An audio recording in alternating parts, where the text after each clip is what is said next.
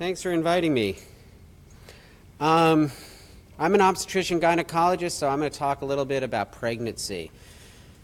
What happens when women who use drugs get pregnant? These are cross-sectional data from the National Survey of Drug Use and Health contrasting pregnant with non-pregnant women and then stratified by trimester. And you can see a couple of things. One, pregnant women use fewer drugs than non-pregnant women do. Use decreases by trimester, and the greatest degree of decrease is actually from not pregnant to the first trimester and differs by substance. Women cut back alcohol the most, cigarettes the least, and illicit substances somewhere in between. Can you use the microphone a little more? Like lean into it, like that. Yep. You hear me better? All right. Better, thank you. Let's see about that. So I look at these data, and to me they support the statement that all pregnant women are motivated to maximize their health and that of their baby-to-be. And most women engage in behavioral change, and some can stop using and some can't. And those that can't likely have a substance use disorder. You can think about pregnancy as a natural experiment. Everyone's concerned about the well-being of their pregnancy. Some can stop using, some can't. Separates use from use disorder. So when we talk about pregnant women, we're not talking about pregnant women who develop an addiction during the gestational window. We're talking about where a reproductive health life course, getting pregnant, staying pregnant, delivering, intersects with an addiction life course. Use, misuse to addiction in this pregnancy box. So we know that people with the condition of addiction need treatment. And the standard of care is comprehensive co-located services, bringing prenatal care into addiction treatment. And this has been the standard of care since the 1970s. And this is a series of articles, some of the first articles on this topical area, all of which reach the same conclusion. If you treat addiction during pregnancy, birth outcomes are almost identical to a population of people without addiction.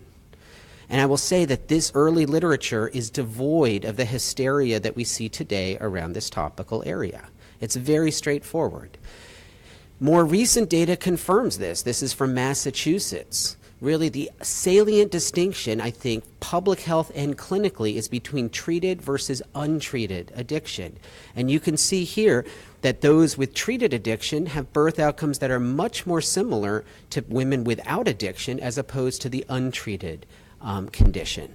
And this underlies like the core principle of maternal child health, which is way you optimize birth outcomes is by treating maternal chronic conditions.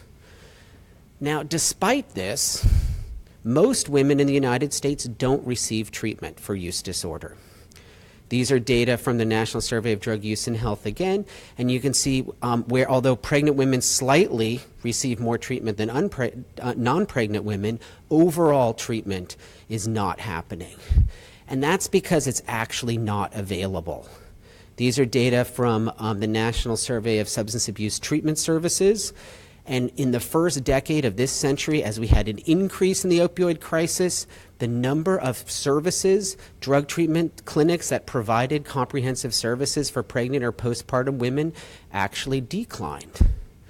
And even if women get treatment, the likelihood that they get evidence-based treatment, only 50% of pregnant women with opioid use disorder admitted to a drug treatment facility in the United States receive pharmacotherapy. So you put this all together. There's the universe of pregnant women with opioid use disorder. Maybe half receive any treatment. Of those, only half receive pharmacotherapy. And then there's an even smaller proportion who receive the integrated co-located services that we have described and we know as the standard of care since the 1970s. And this is important. And this is also important because when we punish pregnant women for using drugs while pregnant, one of the justifications that we use is that they didn't seek treatment, and therefore a criminal response is justified, something that is actually untrue. So I showed you this cartoon before, and I'm showing it again because we put a lot of programming into the pregnancy box. Almost everyone who's pregnant is eligible for health care. But we don't really think about pregnancy, or we don't really think about reproductive health life course from a public health or clinical programming perspective.